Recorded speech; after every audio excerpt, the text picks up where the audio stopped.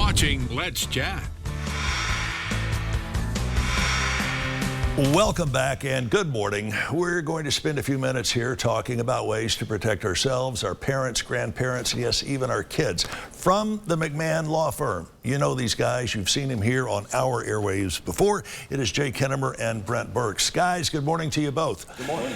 We're here to talk about something it seems like we hear a lot about every day, and that is folks getting scammed for big-time money through a variety of ways, including one of the ever popular, go buy these green dot gift cards or what have you, give us the numbers here or else. How big of a number proposition are we looking at? How big is this theft? It's in the billions now. Billions? Billions, and it's primarily coming out of India.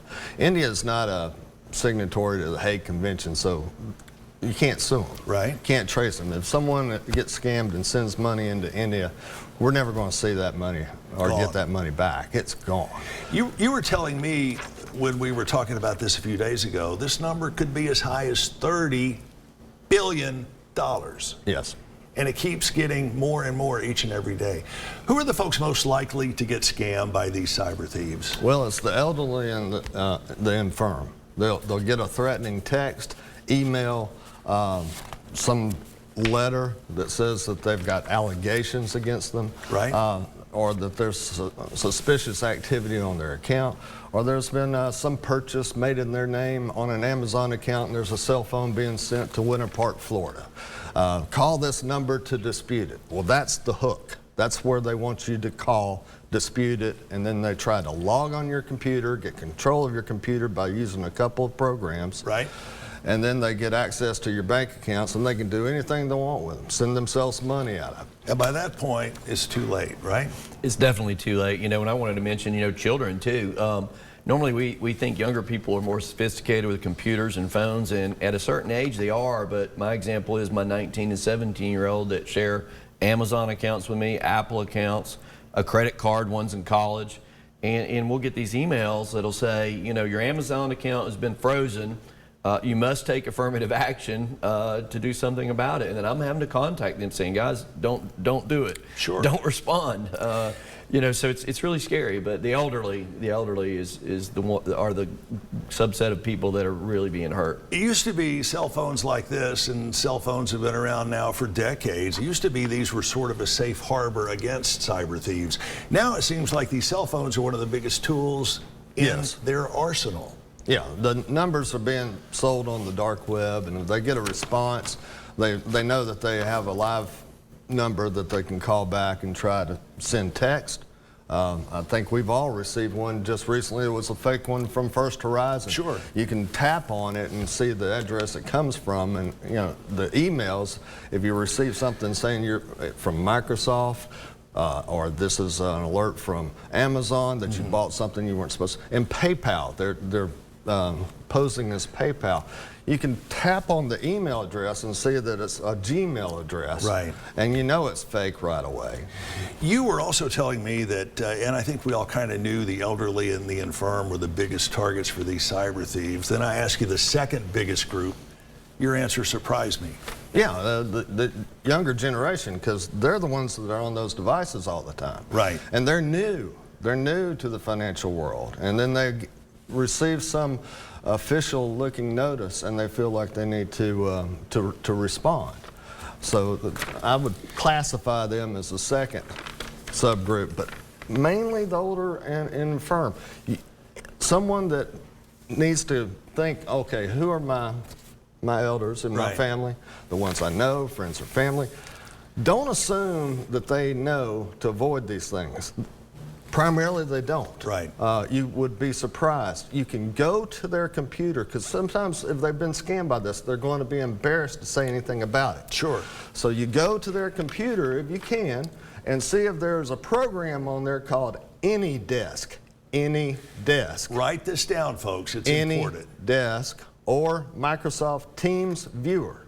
Now, those programs can be used for legitimate purposes, but they're using them in India to get you to, in these call centers, to log on to your computer And then they go through the scam. They'll have the old infirm wandering around Target buying $2,000 worth of gift cards. Ladies and gentlemen, they ask you to go buy gift cards. Don't do it. Yeah. It's a scam. It is not legitimate. I was telling both of you earlier today, it was several months ago, Sunday morning, I see this very sweet-looking elderly lady at a store. I'm not going to say which one, but she was obviously nervous. She was obviously very uncomfortable, and she was buying, I believe it was 6 or 7 Green Dot, specifically Green Dot gift cards, in the amount of $700 a piece, I think it was. Yeah. Wow. And what do you do if you're in that situation? I stepped up and said, ma'am, are you okay? Are you sure this isn't a scam? She went through and did the purchase anyway. What can those of us do who see this happening to maybe put the brakes on at least a little bit? Well, you did the right thing. You intervene. If you see someone buying a large amount of gift cards and it doesn't smell right, chances are they're getting scammed. You absolutely want to intervene in those situations. There's also at the banks. If someone, an elderly person is coming in and wiring a large chunk of money to Hong Kong, that should send up a red flag. Sure. And someone should intervene. They should be taught to intervene. Especially the folks who work at the banks. Correct. Right? And I tell you, you think this is a problem nationwide, it's not happening here. You're wrong. In his hand right now, Jay's got a letter of a local victim, local, in the amount of approximately $500,000. And this is a very, very sad story. Great individual, but if you look at what was sent, you could tell it's fake right away. It has the emblem of the Supreme Court of the United States on it. Right. Then it's got a title for the Supreme Court of New York.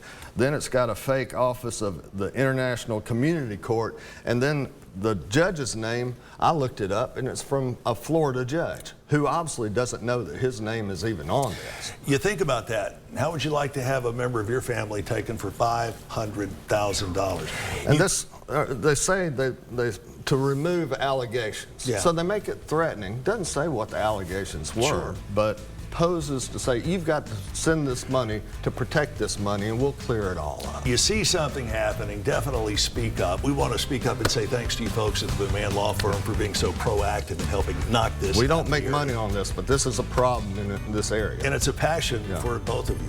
Find out more about Jay and Brent. You can get in touch with them at the McMahan Law Firm. There's the website on your screen, McMahanLawFirm.com, McMahanLawFirm.com. We'll be right back after this with more Let's Chat.